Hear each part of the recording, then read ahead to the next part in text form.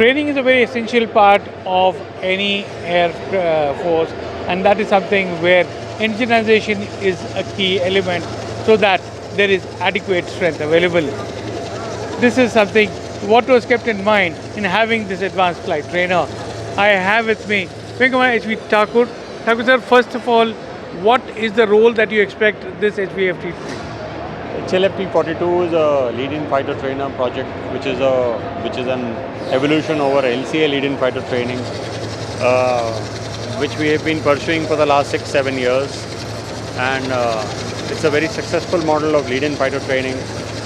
We needed a brand new aircraft built around the concept of lead-in fighter training, especially for lead-in fighter training for Indian Air Force, which is a large Air Force with a large appetite and big aspirations. To match the aspirations of Air Force's AMCA, LCA Mark II, Navy's TED-BF, and all the twin-engine aircraft, very high performance aircraft, very, very high performance aircraft. You need a trainer which can match that kind of performance or come near it.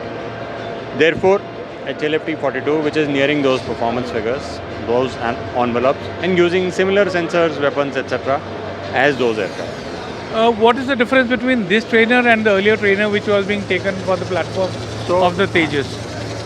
Firstly, what are the trainers which are in service today? They are the basic trainer, basic turbo trainer. Then there is an intermediate trainer, which is a jet trainer, and there is an advanced jet trainer, or an advanced trainer, you can simply say. All of these teach you flying skills, how to fly the aircraft, how to maneuver the aircraft, etc., etc. It just tells the pilot how to handle the aircraft. It doesn't tell the pilot how to use the combat equipment, because those don't have combat equipment. Combat equipment is very expensive, it's half the cost of the aircraft. So now to put the combat equipment like radar, IRST, missiles, bombs, cruise missiles, and put EW equipment, put communication equipment like data link, etc. is first of all very expensive. It's a big weight on the aircraft, big power drain on the aircraft. So all of those things are not possible on the aircraft which are already existing in fleet. Therefore, you need a new aircraft. LCA is an option, is a beautiful aircraft, but from our strategic point of view, from our study, LCA trainer is great for Air Forces which are slightly smaller than Indian Air Force. For the Indian Air Force, LCA may be good, but better would be to go for a more larger envelope of bigger aircraft which is more capable and closer to twin engine category.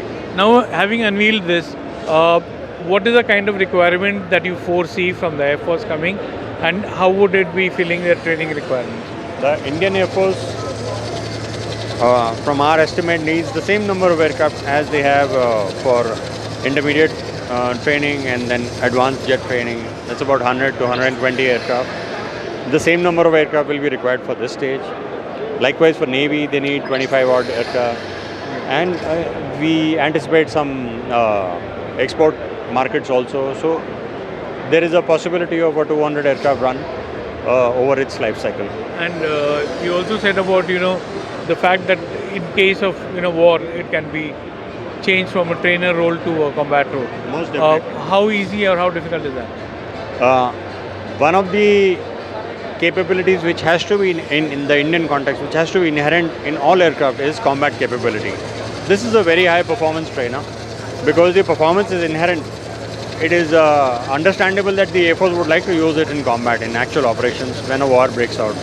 So I can't keep it in a hangar when outside there is war going on. So this aircraft will definitely be used and be fully capable of undertaking wartime operations, perhaps as capable as the other aircraft, and better than some of the imported aircraft. Looking at it, it looks like a very sleek aircraft. Could you just explain the features of this and what it would be like? So it's got a very highly swept wing. It's a wing which is our legacy design, which we worked a lot on. It's got these missiles which are very efficiently put. It's got all the sensors which are very nicely integrated inside the aircraft. The airframe is nicely area rolled. The drag will be minimum at high speeds. So the aircraft is uniquely designed for very high speed flight, very high speed combat, which is the order of the day. And what is the timeline you're expecting for release of this as a prototype and then as a Right. This is the trainer of the 2030s. So we are looking at this being in service in the next decade in large numbers within the Air Force. Thank you, sir. So that was Wing Commander H.P. Thakur, and we have with us a LHFT, which is now in front of you as a small model of the message that is coming with it. The storm is coming, very clearly written on its tail, clearly highlighting the fact that India is moving towards the Atmanirbhar thing with an initiative to not just have aircrafts of its own in the sky, but also trainers that go along with it. With Vaibhav Agarwal, this is Vijay Grover for Indian Aerospace and Defense Bulletin.